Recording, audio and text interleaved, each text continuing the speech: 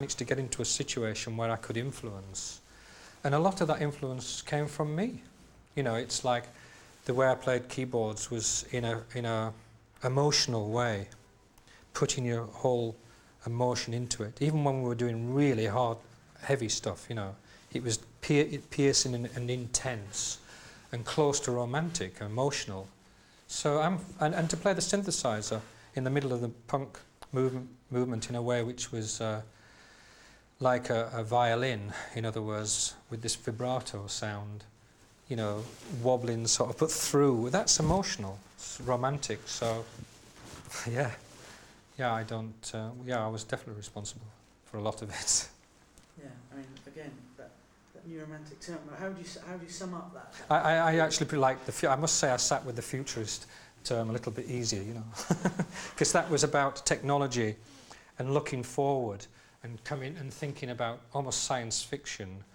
It was positive, and it moved into that. I mean, you know, with the likes of Gary Newman, the sort of spaceman leader sort of image, using technology, you know, and it was like coming into that thing instead of, I don't know, coming to the beginning of the 80s. It was, and I think I didn't sit happy with the title at the time, because it's just this thing where you get. I think Midge didn't sit happy with it because he had first-hand experience of being the flavour of the month with Slick. He was a bit shiftier about it than me. I was a bit more naive, probably in some ways, but I was also a little bit thinking we would win through anyway, because I'd been more in the developing band thing. You know, where you put your arm around it, you know, we could live through it and develop and all that, I think. He was more worried about it, you know, because you think one flavour of the month 1 minute, next minute when people are slagging that off, it's like finished. You're now seen as a new romantic band. How does It doesn't, it feels, it's okay, don't mind. A lot of people who like Ultravox don't really think of it like that. You know, I think it's the people who don't know. It might influence them from not being quite aware of getting hold of the albums and turning them up loud and having a really good listen, or listening to them at 4 o'clock in the morning with headphones on, you know, I mean, because it's got that as well, you know. Again, that's the only reservation I have, to think that it's some sugar-coated little trend. Again, you're ahead of your time, weren't you? You're new romantics or futurists or whatever you want to call it before. We just pointed a way out of what the punk thing had done. The punk thing did a great job and we're subscribed to it, but then straight away, because we'd been around for 3 years and we were aware of these bands that were coming together in London, you know, we were beavering away on other things, you know. But it's just strange how it all worked out, isn't it? You know, because we just, at the end of the day, after doing 3 albums, if you don't get in the top 40, well, you rightfully get dropped, I suppose. How would you sum up your input into the new romantic movement? It's definitely just, we knew how to put emotion, a different kind of emotion, other than aggression, and into music. We created our own style of music. That's what's really important.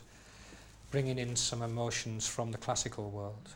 But we mixed them well, because we spent a lot of time on them, you know. What does that phrase mean to you? New romantic. I tell you, it means absolutely nothing. It means nothing to me. It means absolutely nothing at all. It's kind of so long ago now, you know. I like the word romantic, and that's it. How would you sum up that period in popular culture? It's definitely aspiring, going for it, positive. And then, this is the thing, very soon with New Romantic it became a little bit decadent and a bit cheesy. So that's why I'm slightly reserved to get too involved in that. Whereas we then sort of came a little bit away and got harder again and colder, you know, sort of made our own statement. You know, okay. I can't remember what I said.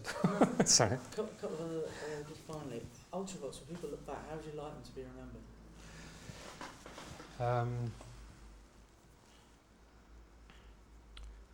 I really, I mean, I just, I'd like them to be remembered.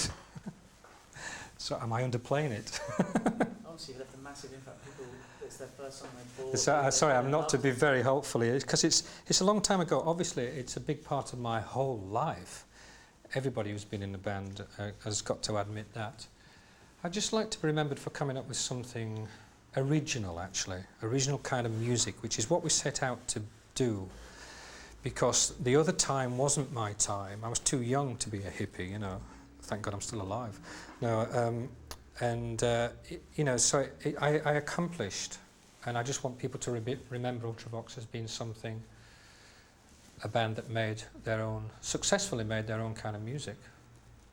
And finally, what about Vienna? I mean, Oh, sorry, just to elaborate on that, to make a different kind of music than what went before. Just the main thing is to make your own music.